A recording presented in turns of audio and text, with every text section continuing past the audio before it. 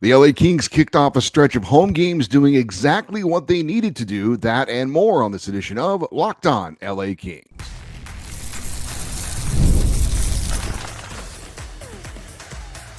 You are Locked On Kings, your daily podcast on the Los Angeles Kings, part of the Locked On Podcast Network, your team every day. Hey, Kings fans, welcome to Locked On LA Kings, part of the Locked On Podcast Network, your team every day. Thanks for making Locked On LA Kings your first listen every day. We are free and available wherever you get your podcasts and on YouTube. I'm Eddie Garcia, your host of Locked On LA Kings. I've worked in sports media for the last 30 years. I'm also co-host of the Puck Podcast, a weekly NHL review show that's been putting out content for the past 18 years, and a passionate LA Kings fan for over 30 years. Today's episode is brought to you by Indeed. Still searching for a great candidate for your company? Don't search, just match with Indeed.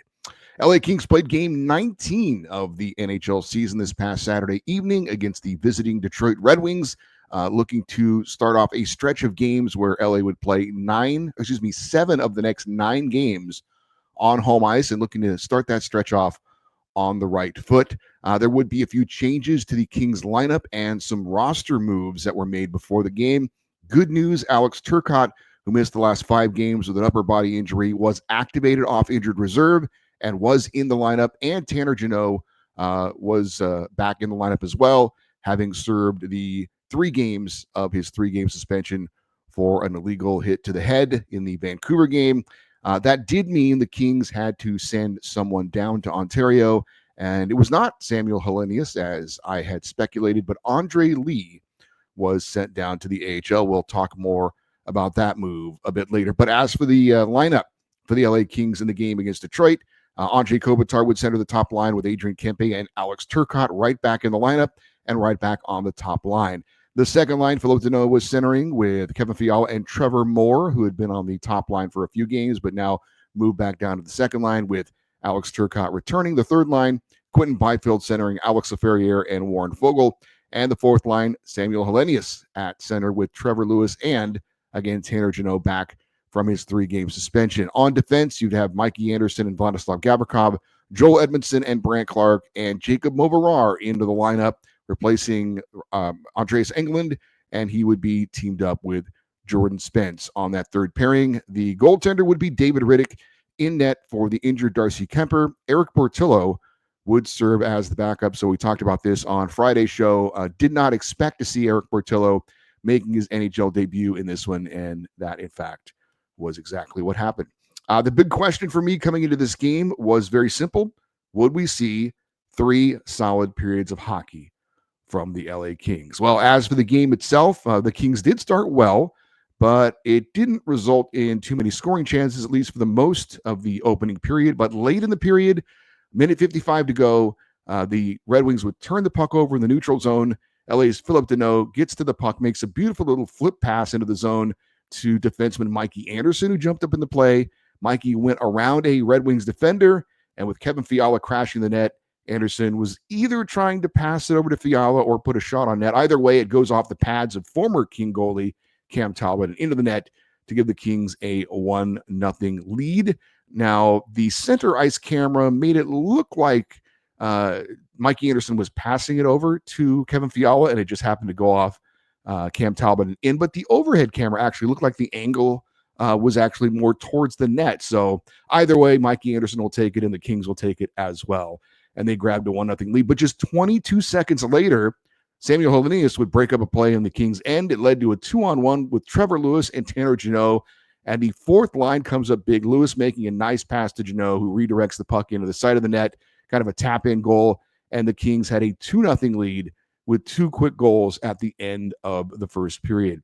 In the second period, neither team would score, but the Kings would play what I thought was a pretty solid period as well. In the third period, Adrian Kempe, though, scores just 15 seconds into the period to make it 3-0. A huge goal there from Juice. Warren Foegele making a nice play ahead to Kempe to break him into the zone. He finishes, and the Kings had a 3-0 lead. Less than 2 minutes to play. David Rittich looking for the shutout, but the Red Wings would pull their goaltender, unfortunately spoil the shutout bid to make it 3-1. But Adrian Kempe would wrap it up with his second of the game into an empty net, and the Kings skated off with a solid 4-1 win. As for the game stats in this one, pretty dominant performance. If you look at the stats by the LA Kings, obviously the 4-1 final, shots on goal 41-18 in favor of the LA Kings, one of the higher shot totals on the season for the Kings. And they definitely had a shot mentality in this one. They were looking to put the puck on net as much as possible. And obviously it paid off pretty well. Not necessarily, that they scored their goals on, shots and deflections, but it's just a good mentality to have. Obviously, it keeps the other team on their heels a bit, and they had a good job of keeping the puck in the Red Wings end and getting those shots. Power plays, Detroit didn't have one, which was good because they have a very good power play. The Kings had one opportunity, did not score on it. Face-offs favored the Kings 38-30. Hits favored the Kings 26-22, and block shots, 31 block shots for the LA Kings, only 11 for the Detroit Red Wings. So a pretty good game on the ice as far as just observing it, and statistically looking at the numbers, also pretty good game for the Kings as well. So my big question going into the game was, would we see 3 solid periods from the Kings? The answer was yes. The Kings were the better team all the way around, leading 2-0 in the third. You did feel like, though, the next goal obviously was going to be a very important goal and maybe go a long way in deciding things. Obviously, the Kings getting that third goal from Adrian Kempe right off the bat kind of took a lot of anxiety out of the rest of the game for the most part. Really, the only question at that point was, would David Riddick get the shutout or not? Unfortunately, not. But solid game all the way around from the LA Kings, exactly what they were looking for to start this stretch of games on home ice. Our quote of the game comes from Kings defenseman Mikey Anderson, who said on the Kings starting well and getting the win, quote, starting good is step one, but you want to make sure you can keep your foot down. Maybe we get a little greedy, maybe try and make a little more complicated than it needs to be sometimes. But today, I think everyone was all on the same page and obviously got the result we wanted, end quote. That was our quote of the game from Kings defenseman, and this game goal scorer, Mikey Anderson. So what was good for LA from a team standpoint? Well, plenty. The Kings finished opportunities. When they got grade A scoring chances, for the most part, the puck ended up in the back of the net. They stayed out of the box completely. No penalties in this one called on the Kings. Detroit has a top 10 power play, and it never got an opportunity to do anything in this game, so that was good. The Wings never had a breakaway chance. I think they had maybe one odd man rush that I can remember. Not a lot of high danger area opportunities for Detroit, which is always great. The shots that were on net, for the most part, were handled cleanly. No rebounds by goalie David Riddick, and he had an opportunity to see most everything that was put on him. A lot of different Kings contributed to the win as well. Statistically, Kings, as I mentioned, had a shot mentality with all those shots on goal and kept the puck in the Detroit end frequently. And had good entries into the zone and didn't get stuck in their own end all that much. All the way around, a solid team win for the Kings. As far as what wasn't great for the Kings from a team standpoint, well, not much. Detroit 0 for 1, or excuse me, LA 0 for 1 on the power play, but only one chance. So I'm not going to get too down on them for that. Still would love to see the power play be better, but 0 for 1, maybe a little nitpicking. Would have nice to have seen the Kings get a goal in each of the 3 periods. Didn't score in the second period, but again, a minor complaint in what was a solid all-around performance and victory for the LA Kings. Up next, we look at some individual players in the Kings win over the Red Wings and answer the question, was a Kings player benched late in this game? That's next here on Locked On LA Kings, your team every day. PrizePicks is America's #1 daily fantasy sports app with over 5 million active members. It is the easiest and most exciting way to play daily fantasy sports. All you do is pick more or less on 2 to 6 player stat projections and watch the winnings roll in. Just go to PrizePicks app and you could be a winner, and you could win up to 100 times your money on PrizePicks with as little as 4 correct picks. We've got Monday Night Football tonight. Houston Texans taking on the Dallas Cowboys.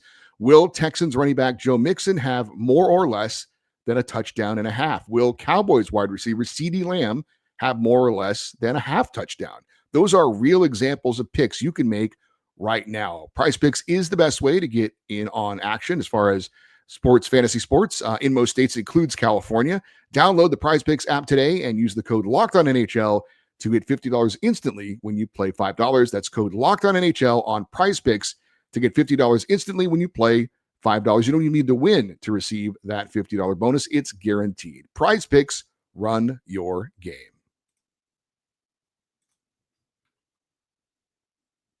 Let's get into some of the individual players for the LA Kings. If you're watching on YouTube, by the way, I have like a beam of light coming down on my face. I'm trying to avoid having that on there, but it's a little disconcerting and a little awkward. So I will battle my way through it. As far as some of the individuals for the LA Kings in the win over Detroit, got to start with goaltender David Rittich, obviously being thrust into a bigger role for at least a little while with the injury to Darcy Kemper. Big save Dave didn't really need to make many big saves in this one, which isn't a bad thing. Very few, I don't even know if he had any that I would consider a grade A save. Nothing that's going to be put on the highlight reel. There was one 2-on-1 chance I remember that he made a save on. Only saw 18 shots on goal. Obviously stopped 17 of them. Kind of a bummer. He didn't get the shutout with Detroit scoring late with the goalie pulled. But bottom line, I thought David Rittich's teammates did a very good job in front of him, making life relatively easy for him on the night. Not saying he didn't have some very good saves, but I thought he did his job. A few good opportunities here and there for Detroit, and basically when David Rittich needed to make a save, he made the save. Exactly what you expect from a veteran goaltender, stepping in and doing a good job. I just thought, look, I wouldn't give the Kings an A grade for this one over Detroit, but I thought it was a B plus game. And I would say the same for David Rittich. Wasn't spectacular, didn't need to be, got the job done, was solid. And again, certainly what you like to see from your not number one goalie. So good start for David Rittich in what we expect to see him over a group of, I don't know, maybe 4, 5, 6 games. Hopefully with Darcy Kemper not being put on long-term injured reserve, but he is on injured reserve. So anyway, for David Rittich, 6-4 now on the season with the win. He lowered his goals against average to 2.52 and raised his save percentage to 892. Obviously want to talk about Alex Turcotte. Great to see Alex back on the ice after taking that hard hit in Nashville. Was back on the top line and I thought looked solid. Didn't show any effects of the injury that caused him to miss 5 games. Had a few nice steals in the Detroit end to keep possession. Had a great rebound chance in the first period on an Adrian Kempe shot and save, but unfortunately shot it wide. So maybe a little rusty there on that one. Turcotte did not finish the end of the second period and didn't play at all in the third period. And there was concern that maybe he got re-injured, but he didn't leave the bench, so that didn't seem likely. And then there was speculation in the press box that maybe he was benched. And if that had been the case, I was going to call out Jim Hiller in that regard. But it turns out that was not the case. Afterwards, Jim Hiller informing us that Turcotte was on a minutes restriction and that they didn't want to push him too hard in his first game back. So not a re-injury and definitely not a benching. Good to have Turcotte back. I thought he looked good. Didn't show any effects from the hit and whatever the reason was that he missed time, but didn't have a point. 9 minutes and 24 seconds of ice time. He did get credited with 3 block shots, but good to see Alex Turcotte back. And I thought he had a pretty solid game in his return. Jordan Spence, after a couple of rough games, I suggested that he might need to be a healthy scratch for a game or two to kind of get him to reset. That wasn't the case. And luckily, Jordan Spence looked good in this game. Solid. Again, not spectacular, kind of like the Kings, but I thought a good confidence builder for him after a couple of games where he wasn't at his best. No points. He did have 4 shots on goal. Got credited with 3 hits, which is not normally his game. But played 19 minutes and 49 seconds and was a +2. So again, Jordan Spence, a couple of rough games. Jim Miller decides to stick with him, and he ends up with a solid game against the Red Wings. The Kings will take that kind of performance from him every time.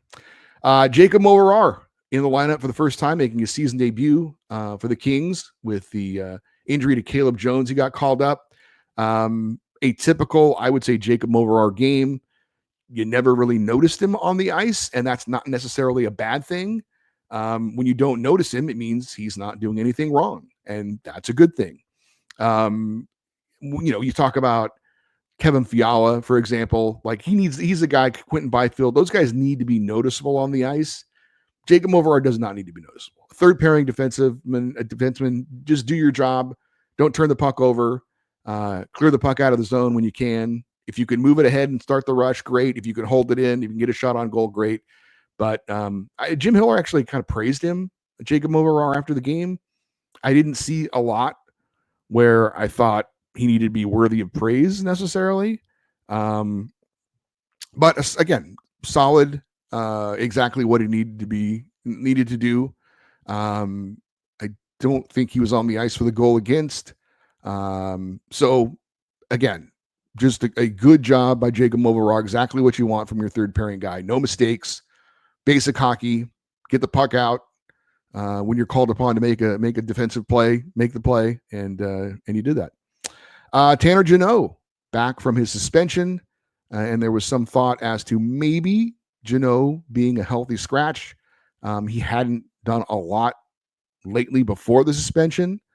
I think he had 1 point in 12 games before the game against Detroit, but did a great job finishing off that 2-on-1 with Trevor Lewis. Now, Lewis did the heavy lifting on the play, making the great pass over to Jeannot, but good job by Jeannot finishing. He's not a guy who gets a lot of scoring chances, and when he gets them, something like that, he needs to finish, and he did. I mentioned earlier that Andre Lee was sent down to Ontario. I thought it might be Samuel Helenius that would get sent down, but I'm on board with the decision to keep Helenius and send Lee down. Now, I like Andre Lee. I thought he deserved his chance at a training camp to be on the Kings and play some on the fourth line, or at least be in a rotation. I thought he played well in the role he was asked to play with the Kings.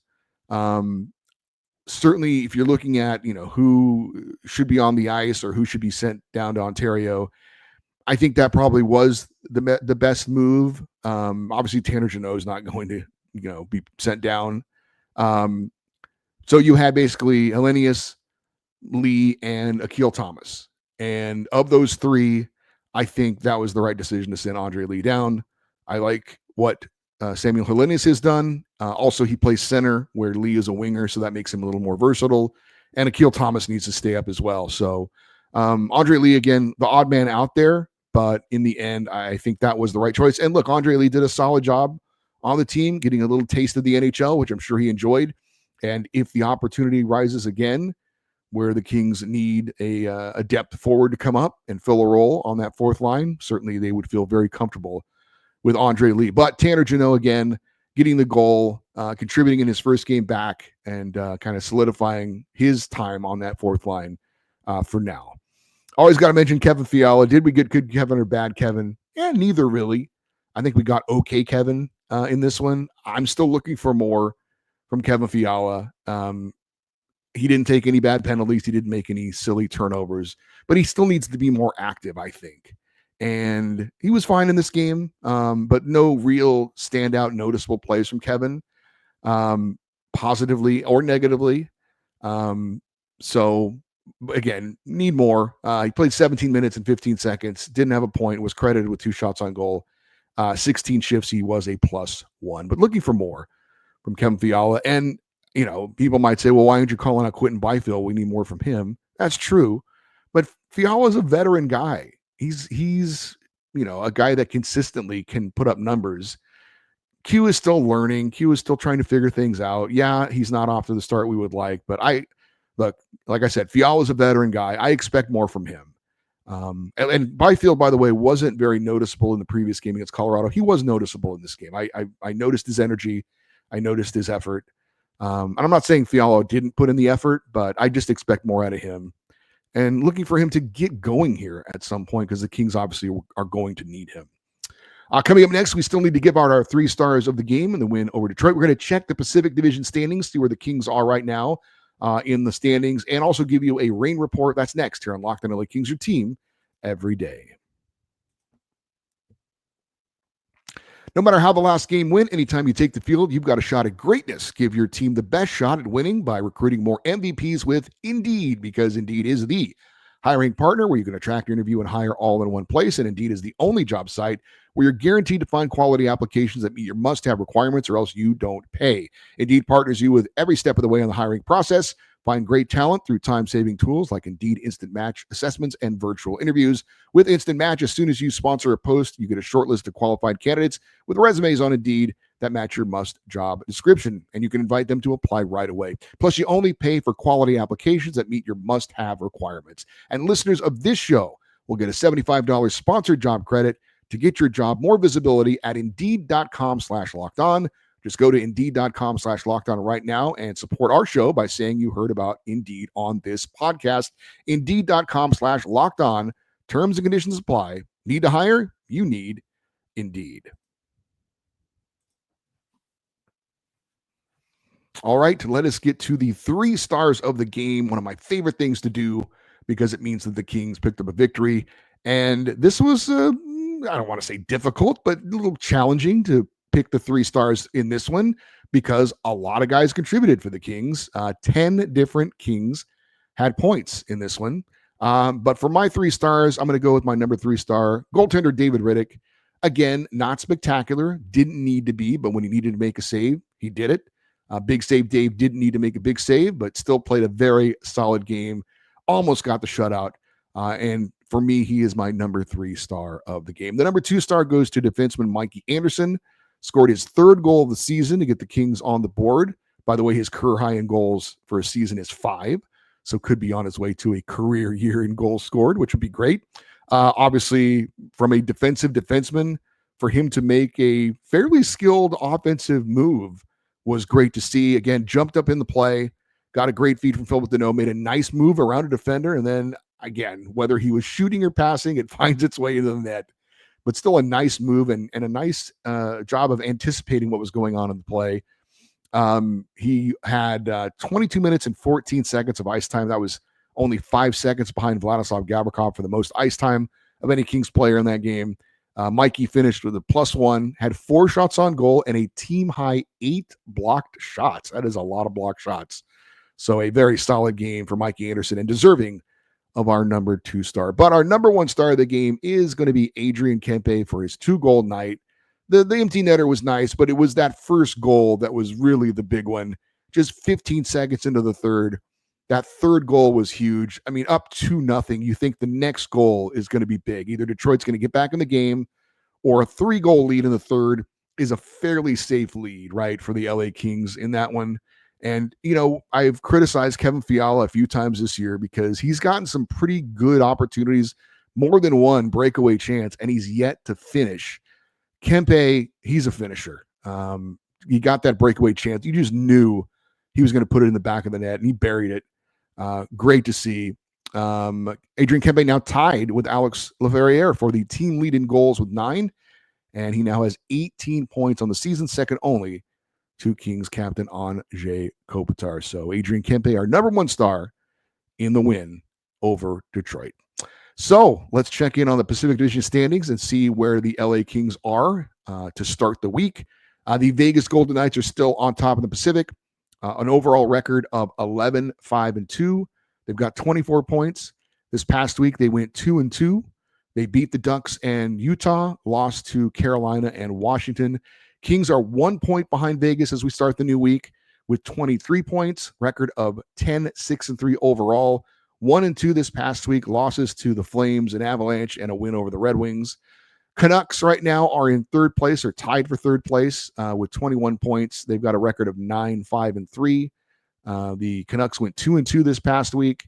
They beat the Flames and Blackhawks, lost to the Islanders and Predators. Also with 21 points, the Calgary Flames, but they would be in 4th place right now because they played one more game than Vancouver and have one more regulation loss, but the same number of points. But the Flames are 9-6-3, 2-1 this past week for Calgary. They beat the Kings and Predators and lost to the Canucks. The Oilers are hanging around and getting hot, and they're going to be a factor down the stretch. But right now they are in fourth place in the 8-team Pacific Division with a record of 9-7-2 for 20 points. 2-0-1 the record for the Oilers. Over the past week, they played 3 overtime games. They won 2 of them, beating the Islanders and the Predators, and they lost 1 to Toronto, but did pick up a point. The Seattle Kraken have 19 points on the season, 9-9-1 the record for Seattle. They did go 3-1 over the past week. They beat the Blue Jackets, Blackhawks, and Islanders, lost to the Rangers. And then you've got the Ducks. They are with 14 points. They have a 6-8-2 record, 1-1. Over the past week, they beat Detroit, lost to Vegas. San Jose Sharks also with 14 points, but they have one fewer win, one more regulation loss than the Ducks do, so that's why they would be in 8th place. 5-9-2 the record. This past week, the Sharks were 0-1-2, a shootout loss to both Philadelphia and Pittsburgh, and they picked up a win over the New York Rangers. So it is still a very tight Pacific Division race. Again, the Kings are 1 point out of first place as we start the week, but the top 5 teams are only separated by 4 points.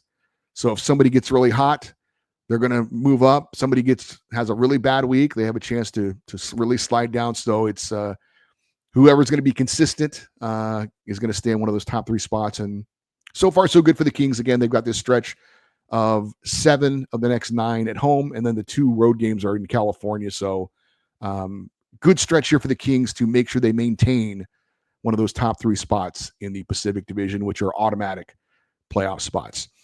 Quick rain report.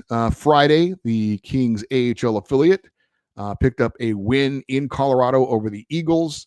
5-3 was the final. They fell behind 1-0, then tied it on the goal by Riley Walsh, his 3rd of the year, made it 1-1 after 1 second period. 2 teams exchanged goals. Caleb Loritz gets his first professional goal for the Reign, tied it up at 2 apiece. 3rd period, the Reign would get back-to-back goals from Tyler Madden, his 4th, and Glenn Gaudin, his 5th. That made it 4-2 Reign, and then Samuel Fagimo would score into an empty net to seal the win, his 5th of the year. And again, the Reign beat the Colorado Eagles 5-3. Very next night, a rematch, and unfortunately, this one goes to Colorado 6-4. Reign were down 1-0 after 1, but scored the first goal of the second period. Riley Walsh's 4th of the year to tie it, but the Eagles then would score the next 3 goals, and the Reign entered the final period trailing. We did get Angus Booth, his first career professional goal, to make it 4-2. That was after 2 periods. 4-2 was a score. The Reign would actually tie it up in the 3rd period. Back-to-back goals from Glenn Gaudin, his 6th, and Sean Element, his 4th. But Colorado would get the final 2 goals, including empty netter, and seal the win. Final score, Colorado 6 and the Reign 4. Jacob Ingham got the start in net for Ontario. In that second game, allowed 5 goals on 30 shots in the loss. And I believe Phoenix Copley got the win in the other game on Friday. Sorry, I did not get the stats for him on that one. As for the Reign, 2-1 this past week, and they are now 6-7 on the season. Well, for you everydayers, those of you that listen and watch Locked on LA Kings every day, want to give you a little roadmap of what's coming up this week. On Tuesday, Kings longtime TV analyst Jim Fox is scheduled to join us to talk about what we've seen from the LA Kings so far this season. So looking forward to talking to Foxy about the Kings. On Wednesday, we're going to preview the Kings-Sabres game that night. Thursday, we'll recap that game. And then on Friday, it'll be our usual Kings fan feedback show. That's coming up this week on Locked on LA Kings, as well as, of course, reacting and filling you in on any Kings news that comes down over the week. If you want to get an email in for the feedback show or for any other reason, you want to contact me, lockedoneddie@gmail.com is the email address, EDDIE. You're always welcome to post your thoughts if you're watching on YouTube in the comments section. We like that. Also, stay interactive with the show on social media, X, Twitter, and Instagram. We are at Locked on LA Kings. I'm Eddie Garcia. Thank you, as always, for listening and watching this episode of Locked on LA Kings, part of the Locked on Podcast Network, your team every day. Have a great rest of your day. We'll talk to you on Tuesday. And as always, go Kings, go.